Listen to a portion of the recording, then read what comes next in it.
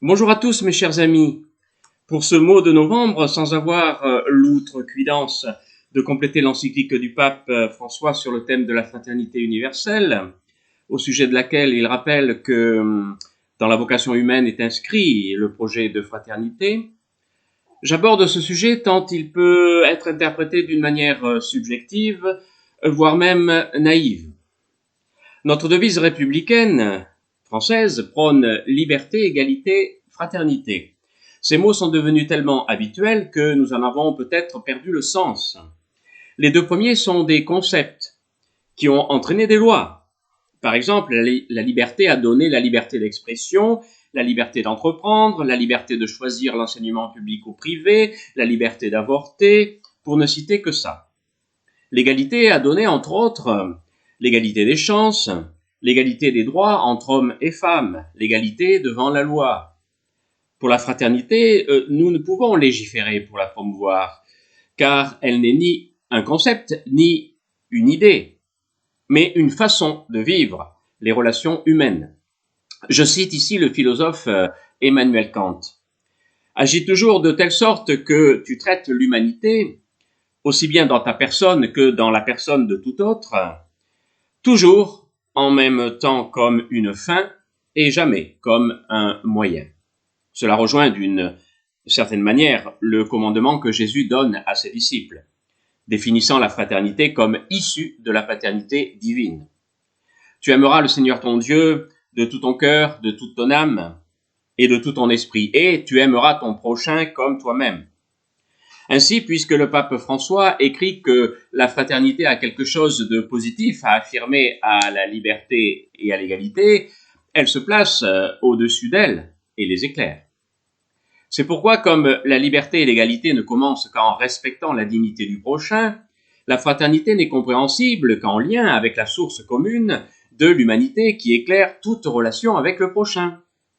Cependant, cette notion de fraternité n'est pas la même pour tous. Par exemple, ceux qui s'appellent eux-mêmes des frères, les francs-maçons, prônant à l'instar du christianisme la fraternité universelle, la considèrent pourtant émancipée de toute paternité commune, qui plus est celle de Dieu, qui reste pour eux une question et non une affirmation. Pour ce groupe, on est frères par essence humaine, et tout se pense en partant de l'homme. En ce sens-là, la fraternité est universelle, c'est-à-dire perçue comme gommant les différences et les oppositions. Cependant, il semble nécessaire à ces frères-là de pénétrer dans le mystère de l'humanisme franc-maçon pour, après y avoir été parrainés et initiés, comprendre toute la complexité de cette affirmation. Autre exemple, si pour affirmer la véracité de la fraternité, le christianisme prône, à partir de la paternité divine, l'amour du prochain, quelle que soit son origine, sa croyance, sa couleur de peau et ses idées, jusqu'à parler d'amour des ennemis, la foi musulmane est là-dessus fort divergente. Il convient donc de savoir en quoi, histoire de ne pas faire, en tant que chrétien, de notre amour du prochain et de notre désir de fraternité universelle, une naïveté qui irait à l'encontre même du christianisme fondé sur la vérité de la parole de Jésus, vérité universelle, exigeante et parfois dérangeante. La fraternité vue par les chrétiens n'a pas de degré, puisque Jésus est venu pour la liberté et l'égalité de tous les hommes, et surtout pour leur salut. L'islam évoque 3 degrés de fraternité qui impliquent des conceptions différentes de la liberté et de l'égalité telles qu'on les conçoit dans les pays dits chrétiens.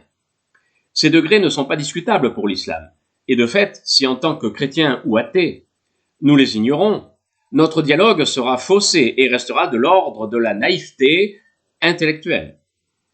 Les 3 degrés de la fraternité sont celui de la Oumma, de la dhimitude et des non-croyants. Le premier comprend la seule communauté des musulmans qui se considèrent dans la vraie foi, puisqu'il est écrit que celui qui ne croit pas est dans un profond égarement. Dans cette fraternité qui ne sera jamais dans l'erreur, puisqu'elle est donnée par Dieu pour cette vie et celle d'après, tous sont unis par l'attachement au Coran, par l'observance publique et privée des principes islamiques dans les domaines religieux, politiques, économiques et sociaux. Les droits sont acquis et en principe égaux, et le devoir de charité envers les plus pauvres de cette communauté est requis. Pour autant, une différence de statut existe entre les hommes et les femmes. Ces dernières peuvent être perçues comme des biens familiaux, des instruments indispensables à la procréation des fils nécessaires au renforcement de la famille, pilier de la vie sociale. Les femmes, célibataires ou mariées, sont soumises à la tutelle masculine, leur liberté étant alors freinée. Leur témoignage en justice vaut la moitié de celui d'un homme. Cependant, elles peuvent hériter, mais à raison de la demi-part d'un homme. En islam, on ne peut donc pas parler d'égalité entre hommes et femmes. Le deuxième niveau de la fraternité est celui conféré aux dhimmi. Au même titre que les non-croyants qui rejoignent dans la catégorie des kaférounes, les infidèles, ils sont pour autant mieux considérés qu'eux. Les dhimmi sont principalement les gens du livre, juifs et chrétiens, vus de conditions inférieures et comme des citoyens de seconde zone. Étant dans l'erreur puisqu'ils ont falsifié les Écritures saintes et donc la parole de Dieu, juridiquement leur témoignage est sans valeur s'il s'oppose à celui d'un musulman. Les dhimmi, soumis au pouvoir, sont cependant protégés par le musulman, dont finalement leur liberté dépend. La seule solution pour connaître une certaine liberté, une égalité de traitement et une totale fraternité est de se convertir à l'islam. Le troisième niveau de la fraternité en islam est celui des non-croyants, des polythéistes, des animistes ou des idolâtres. Tous ceux-ci n'ont aucune valeur propre et ne sont pas considérés dans la société musulmane. Ils ne peuvent revendiquer les mêmes droits que les musulmans.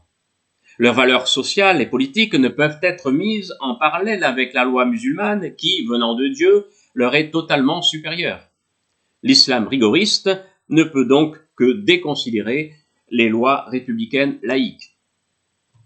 Que l'on rajoute à ces conceptions la fraternité vécue ailleurs, comme par exemple en Inde, avec les castes inhérentes à l'hindouisme, ou encore, pour ne citer que, dans des pays africains avec les ethnies dont certaines se considèrent supérieures aux autres, malgré le fait que le christianisme en ait pénétré quelques-unes.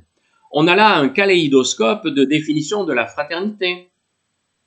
Il convient donc de ne plus rêver béatement à une conception universelle de la fraternité au sein de laquelle les différences seraient effacées, voire niées.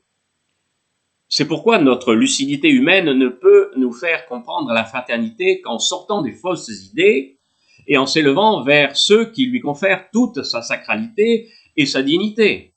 Une saine fraternité ne peut se méditer, s'expliquer et se vivre qu'à partir d'une paternité commune, ce qui est de fait sa définition au sens strict. Ainsi, comme on le sait par expérience familiale, la fraternité se reçoit et ne se crée pas à partir d'une idée subjective. Cette fraternité reçue et non rêvée nous permet de vivre ensemble avec nos différences que nous ne pouvons gommer, parce que nous sommes des individus particuliers, puisque chacun est unique et sacré. Puisqu'on reçoit cette fraternité, tournons-nous vers celui qui nous la donne, sans le nier ou le renier. Pour nous chrétiens, la Bible nous y aide, car elle est la parole de ce Dieu qui nous aime, et qui nous permet de l'aimer, en retour, tout en aimant les frères qu'il nous donne à aimer.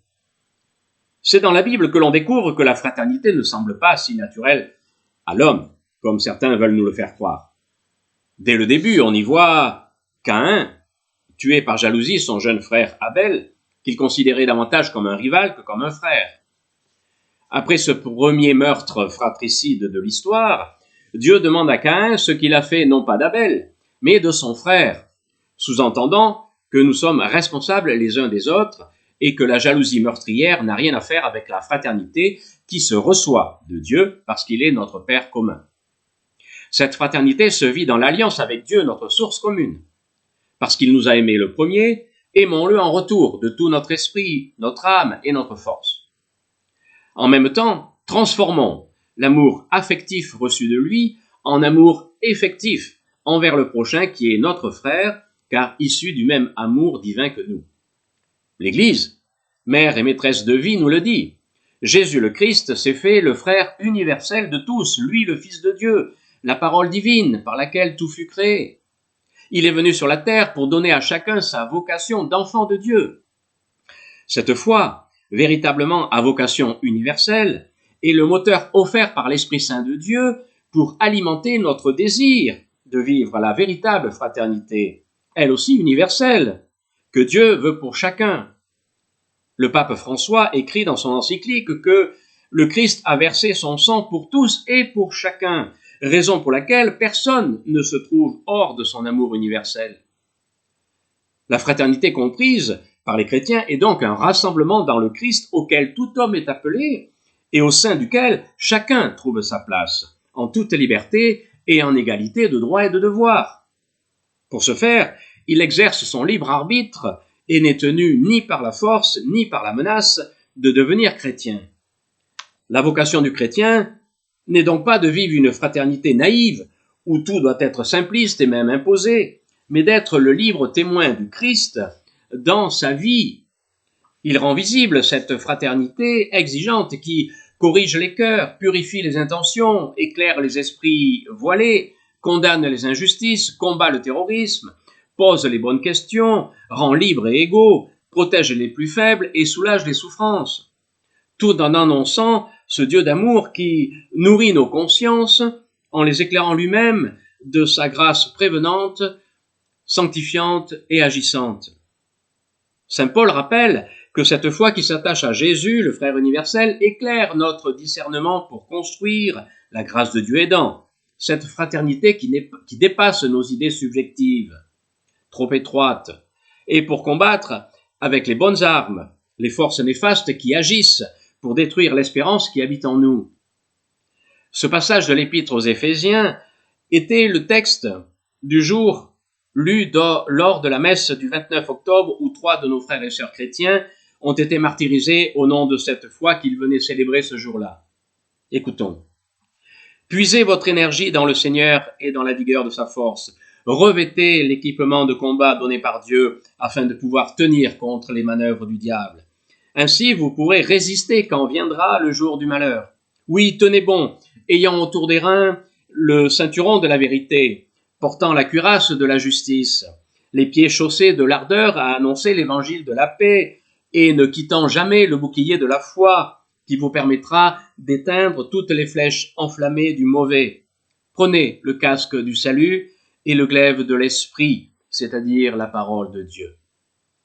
Défendre la fraternité universelle voulue par le Christ pour tous les hommes, qu'ils soient de bonne volonté ou non, ne doit pas entraîner au nom de Dieu l'élimination physique de ceux qui ne sont pas prêts à la recevoir, car, comme le souligne le pape François, Dieu n'a besoin d'être défendu par personne et ne veut pas que son nom soit utilisé pour terroriser les gens. Il s'agit bien d'un combat à mener dans le cœur des hommes. C'est pourquoi, pacifiquement mais pas naïvement, le chrétien vit en Église et hors d'elle, la fraternité née de la paternité de Dieu. De plus, mandaté par elle, qui lui révèle sa filiation divine, le chrétien, par sa présence affective et effective au monde, parfois à temps et à contre-temps, souvent en opposition aux lois du monde, parfois même dans la lutte concrète contre l'injustice et les idées nauséabondes, donc loin de toute fausse naïveté évangélique, ce chrétien annonce que la fraternité universelle n'est possible qu'en Christ, l'aîné d'une multitude de frères, puisque, comme le soulignait Benoît XVI, l'Église favorise la promotion de l'homme et de la fraternité universelle. Merci d'avoir pris un peu de votre temps pour m'écouter et un merci encore plus chaleureux pour ceux qui accepteront de partager ce mot du Padre autour d'eux, dans la joie et l'espérance d'une véritable fraternité universelle en Christ. Portez-vous bien, priez les uns pour les autres, surtout pour les martyrs de la foi victimes de l'aveuglement humain. En ce temps de confinement, veillez les uns sur les autres.